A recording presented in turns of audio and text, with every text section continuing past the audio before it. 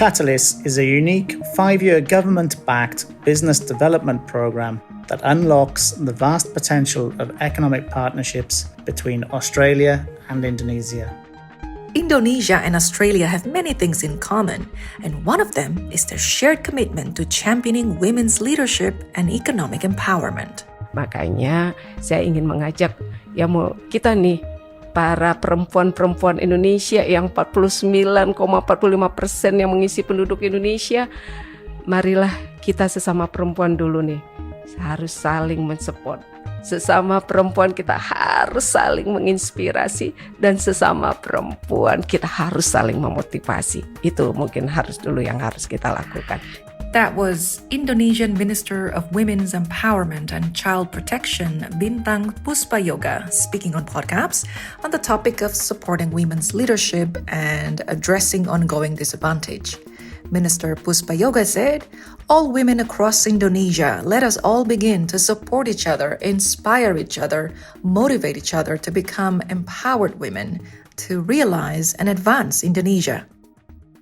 I'm Sondang Sirait, co-host of the Katalis podcast, and in this episode, my co-host Rachel Mason Nunn and I will be talking about women's leadership in the private sector in Australia and Indonesia. Katalis recently supported the inaugural Women's Trade Leadership Dialogue, along with our partners, the Indonesian Business Coalition for Women's Empowerment, Chief Executive Women, and Investing in Women. The dialogue aimed to support and connect leading women involved in our bilateral trade relationship. In this episode, we'll be chatting with Denise McComish, who attended the dialogue. Denise is the non-executive director at Gold Road Resources, Webjet Limited, Macmahon Holdings Limited, and Beyond Blue Limited. We'll also speak with Puni Anjungsari, country head of corporate affairs at Citibank Indonesia. Hi, Rachel. How's it going? Hi, Sondang. Really good, thanks. How are you? Good, thank you. So, an exciting topic we have in this second episode. You actually attended the dialogue. Lots of high-powered women in the room. What was the mood and energy like? Oh, it was so fantastic to get to attend the dialogue, and I think you'll hear that in my interview with Denise McComish in this episode, just how excited we both were to be able to attend the dialogue. It was such a unique opportunity to be in a room full of women who were all involved in the bilateral trade relationship between Australia and Indonesia in different ways. You know, we all work in it in our little silos, in our own worlds, but to all come together and especially to discuss the very important topic of women's leadership was just so special. So the mood in the room was one of great optimism and enthusiasm.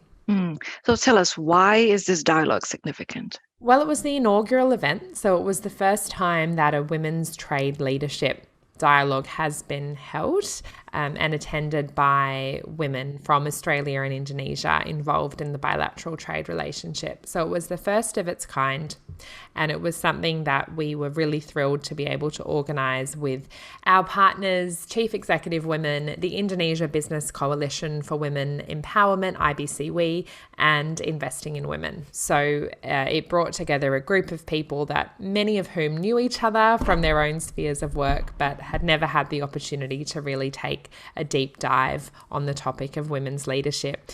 And our great hope is that it leads to more dialoguing. You know, hopefully it's an annual event, and hopefully it leads to some sector-specific discussions as well, such as a conversation on women's leadership in the advanced manufacturing sector, for instance. But something that came through really strongly was the shared challenges that we face with leadership. And Sondang, I'd love to ask you, as a very successful corporate woman yourself, what kind of challenges you faced with leadership throughout your career? Thanks, Rachel. I think there's a set of common challenges that women leaders face in any industry, and where we happen to work in trade is no different. For example, a lot of women have spoken about how helpful it would be to have sponsors or mentors. And then, of course, everybody has the issue of navigating career and family. I want to point out the survey by CEW and replicated by IBCWE in Indonesia. I want to point out that survey discovered some challenges that are relevant in the corporate world, both in Australia and in Indonesia. And I think the most jarring one is how low women representation in C-suites is. However, I think the fact that people are recognizing that this is an issue is a great start. I also think that knowing we're not alone in this journey means a lot, and that there are women we can look up to. And two of them are joining us in this podcast to share their leadership journey. They sure are. Well, without further ado, let's get to the episode.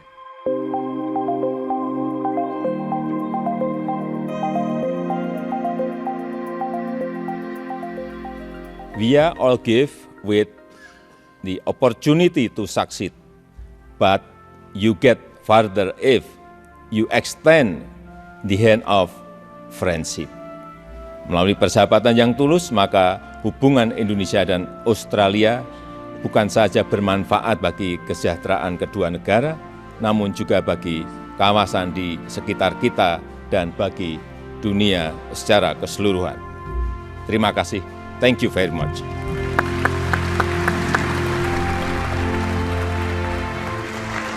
That was Indonesian President Joko Widodo addressing the Australian Parliament on the 10th of February 2020 to rapturous applause following the signing of IA-CEPA. At the time, IA-CEPA was the first bilateral trade agreement that Australia had entered into, with the explicit goal of advancing progress on gender and social inclusion. A commitment to women's economic empowerment was at the heart of IA-CEPA from the very beginning. Rachel caught up with Denise McComish, who attended the dialogue. Here is an excerpt from their conversation. Well, hi, Denise. Thanks so much for chatting with me. It was great to meet you in the dialogue the other day. Hi, Rachel. It was great to participate. We had a really great turnout. It was special to be in a room full of women who were involved in the bilateral trade relationship. What was your experience of the dialogue? I thoroughly enjoyed meeting the women on the dialogue, but I think what was perhaps most surprising to me was one of the things that we drew out was the census data that we've got in Australia that Chief Executive Women have run, which talks about how many women are in the C-suite, CEOs and on board roles in Australia. And certainly Indonesia wasn't far behind us at all when they did their own census. Which I was a little surprised at and pleasantly happy about it. It was interesting, wasn't it? And it's so useful to have the census data from both countries. I suppose as a woman yourself who has held and continues to hold a variety of executive roles, what was your reflection on that census data? Are we going in the right direction? Oh, we certainly are. It's a long road and we have to take proactive steps to move it faster. Otherwise, I think somebody said it will be, the next century before we have equal parity. Really, with the gender pay gap is really where you see it the most, because that's where women just aren't holding sufficient jobs at the higher level. So I work on the boards that I'm a board member of to ensure, one of the things I do is to ensure that we do have a focus on how we increase women's participation, certainly at the leadership level. And from there, that helps drive gender diversity throughout the organisation. And the data talked a lot about the pipeline of leaders and that we need to not just be looking at who is in those C-suite roles now, but who is in the feeder roles and how we're supporting them. And it sounds as though that's something that you're quite concerned with your board roles. Yeah, absolutely. And there's a lot of work being done as to how we do that. I mean, and one of the key elements really is flexible working arrangements. So I think, that's reasonably quite well known. So first off, a lot of people throughout their working career have different responsibilities and they may be caring for kids or caring for other people, seniors, whatever.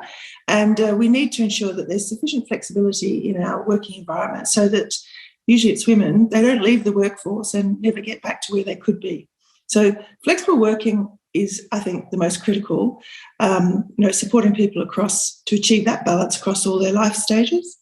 And then, of course, creating a culture where women are very much part of the workforce. And I guess that's one of the areas that I get involved in more in the mining industry, and was reflecting on what the focus has been in relation to sexual harassment and assault in the mining industry. And we've had a parliamentary inquiry in Western Australia into this, and they've come up with a range of recommendations. And a lot of the industry bodies are taking these on quite significantly, as are all of the companies involved. And I think that is worth focusing on. And I did think from an Indonesian perspective as well, it's something that if they're not already doing so, they could certainly understand what we're doing, and we can understand what they're doing, and really ensure that we get best practice to ensure that the culture for women and other diverse individuals are welcome in these sorts of industries. The mining industry itself has probably got the least diverse industry in Australia, and I think the Workplace Gender Equality Agency, WGEA, their latest data last year showed that we only have female participation rate of 19%, which is pretty low. That's across the entire industry. The leadership is consistent with that at 19% too. But and whilst it's improved, it was 15% in 2014 and 18% in 2020. So you can see it is improving quite significantly, a third over the last 7 years. Clearly, the rate of change is too slow. So I guess reflecting on that shows that we really need to do a lot more in our industry. I think that's right. And I think something that came through so strongly for me in the dialogue is how similar the challenges are between Australia and Indonesia in regards to achieving diversity in key sectors, including mining and extractives and the energy sector, which I know you spoke about in the dialogue more broadly. Is that your experience, that the challenges are very similar and that there are many lessons that can be learnt? The work that we're doing in Australia can only help inform people in Indonesia as well as to why it's important. And I guess the reason it's becoming such an important issue here is that ESG, so environmental, social and governance risks, are really top of the mind for all companies, and certainly it's hit the top of the radar for mining companies as well. A firm, KPMG, who I used to work for, just released their Global Mining Outlook, and for the first time, ESG was recognised as a top industry risk. So really, a clear reframing of corporate priorities, and certainly needs to be top of the mind for all our leaders, because it's top of the mind for all of our investors and certainly for our employees as well.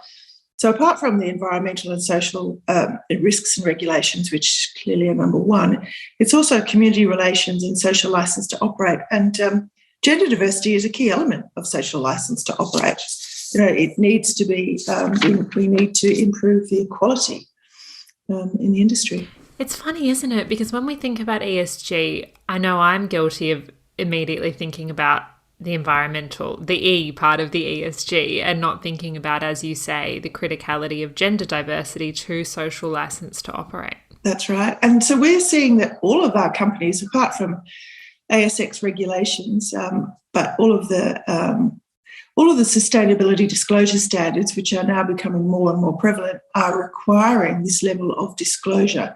So as a light is being shone on these numbers, it is really incumbent on the industry to do something about it. And those with greater ESG credentials and recognised, for example, in the Dow Jones Sustainability Index and some of those things, are getting better, are being marked up by investors and requiring lower costs of capital. So it's beneficial for investors and shareholders.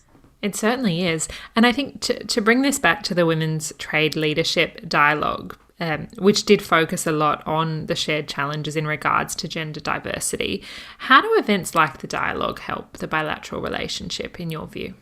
I think organisations like Chief Executive Women, who have put a lot of time and effort into creating the census and having the Indonesian, I'm not sure which Indonesian group it was, pick that up and run with it for the Indonesian Stock Exchange, that is a really positive step. I think that gives a huge opportunity to socialise the work that's been done across both organisations.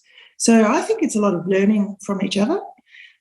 Plus, I think it's great to be able to reach out to other people and talk to them about what they've done and see how that you can bring that forward into your environment. There was a great sense of unity and camaraderie in the room, wasn't there? Yeah, there was.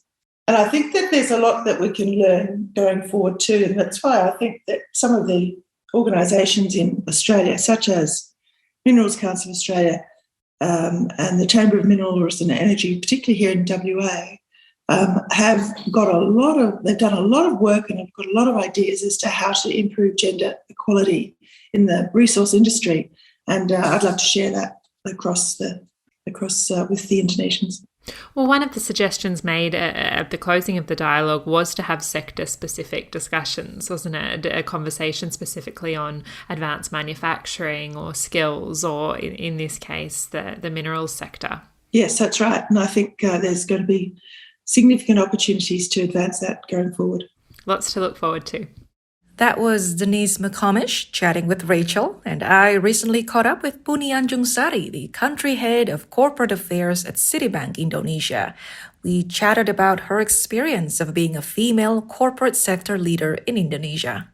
Mbak Puni, welcome to the Katalis podcast. Thank you for inviting me. Mbak Puni, as a woman in a high-ranking position in your industry, how do you see the role of gender play into your professional development? Well, it plays into it quite significantly for me, right?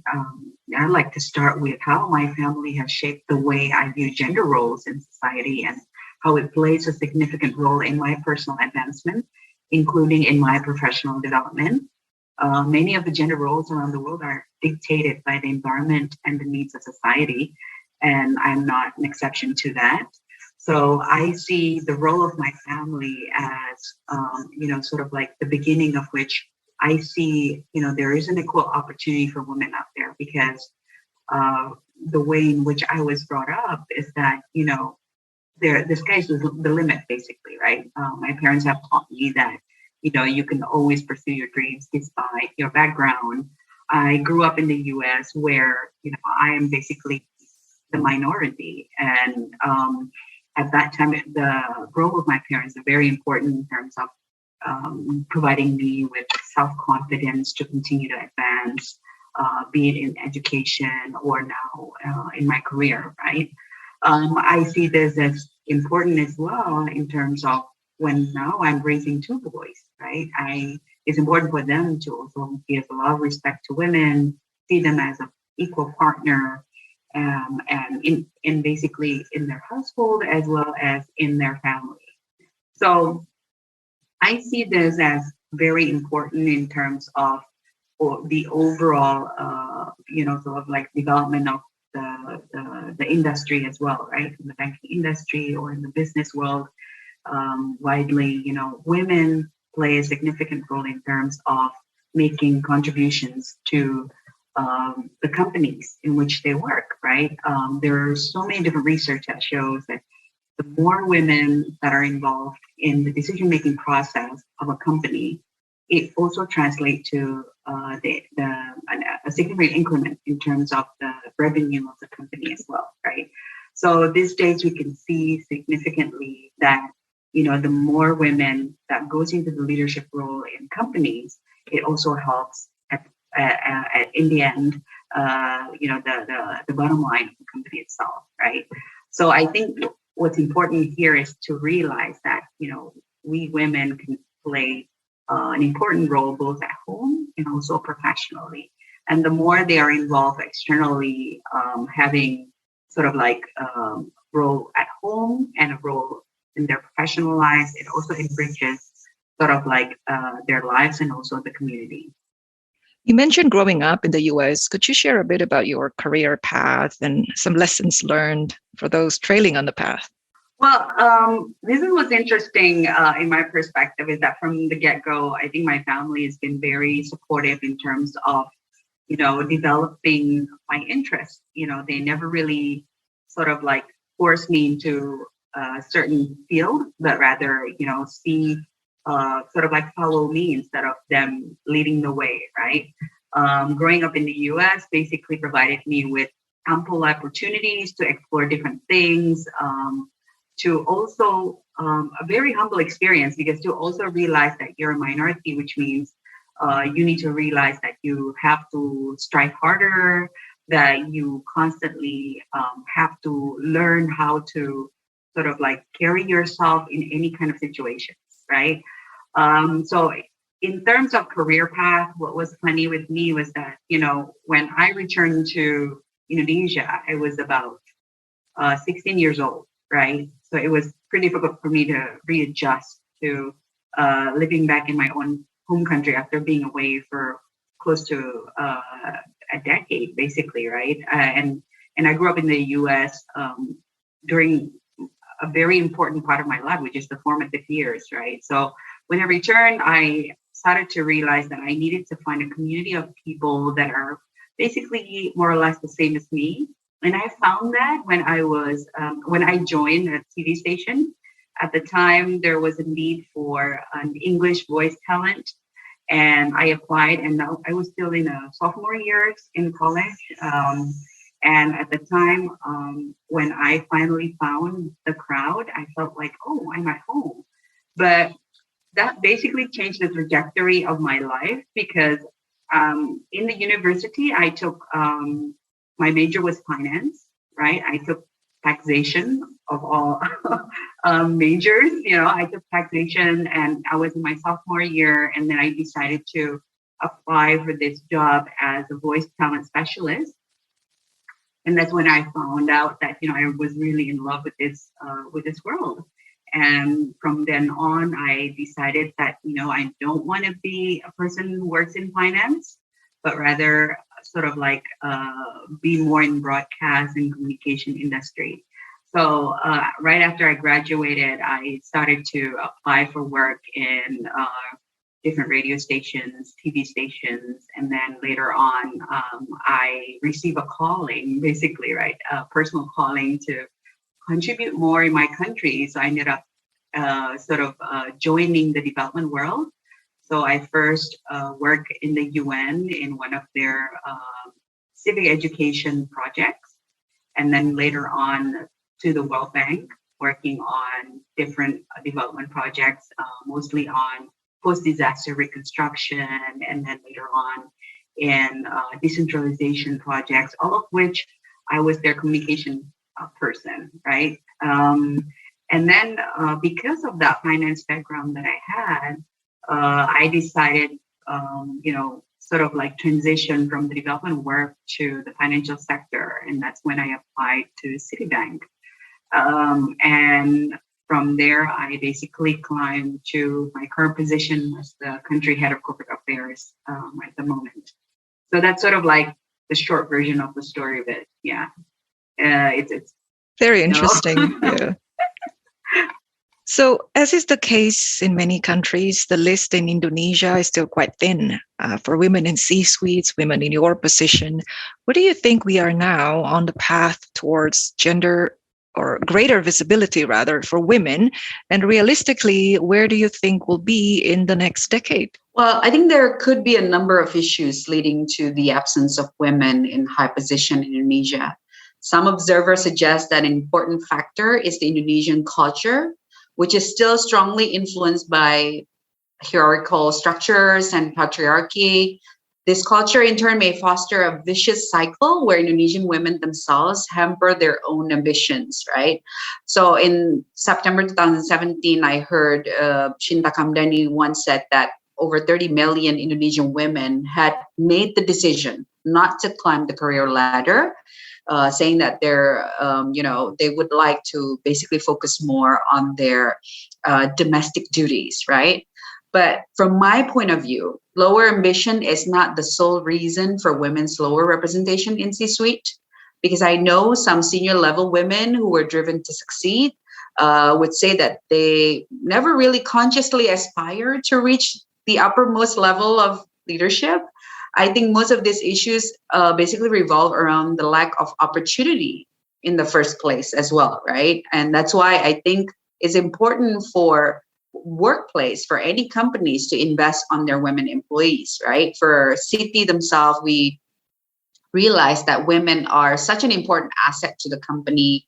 That's why we always try to make available different types of trainings for women, different types of platform in which they can collaborate and communicate. For example, the Citi Women's Network, in which I have the privilege to become the chairwoman of. We want to be able to harness the power of women, providing them with different types of opportunity for them to synergize, to exchange knowledge and ideas, and also to motivate each other, right? Because I think that that's where we should be headed. So on top of the company themselves investing, doing intentional effort to invest in women, we women themselves need to sort of like realize that we need to lift each other up, right? For Citi Indonesia, we're proud to say that 55% of Citi Indonesia employees are female, 53% of senior level employees are female as well.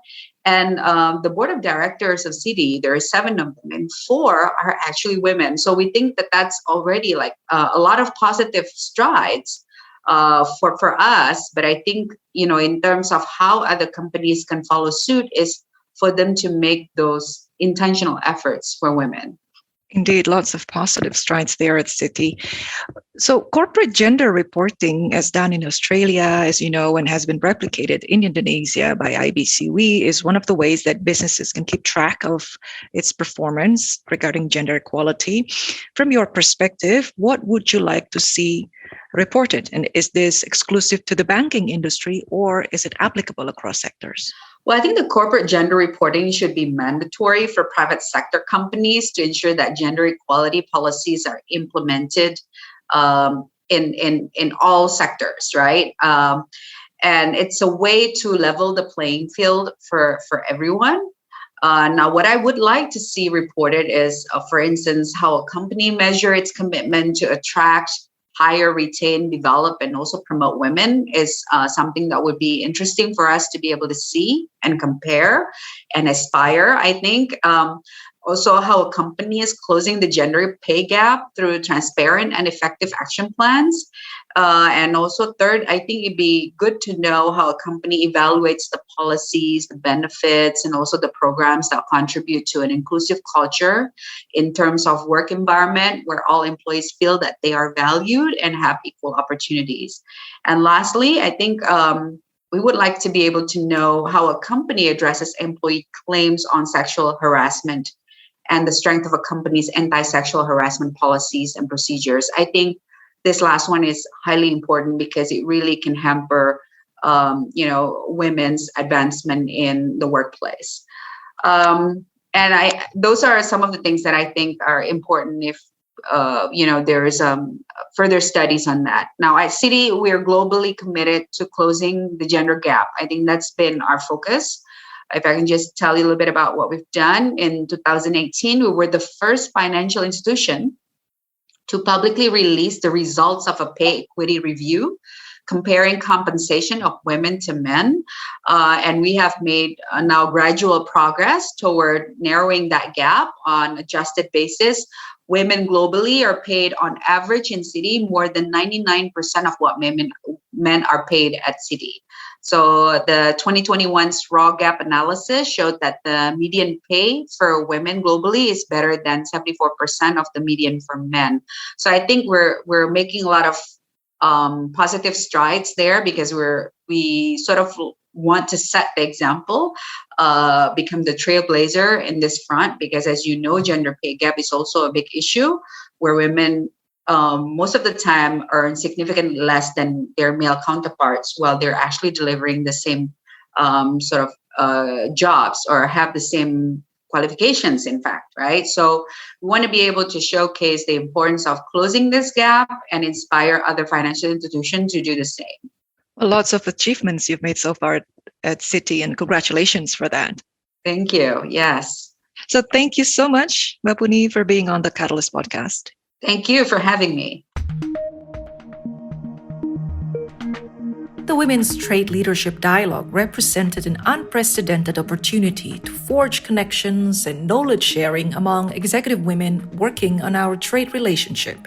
It also helps cement what we already know, that women and socially disadvantaged groups must be written into trade agreements to ensure that they have the opportunity to benefit proportionately.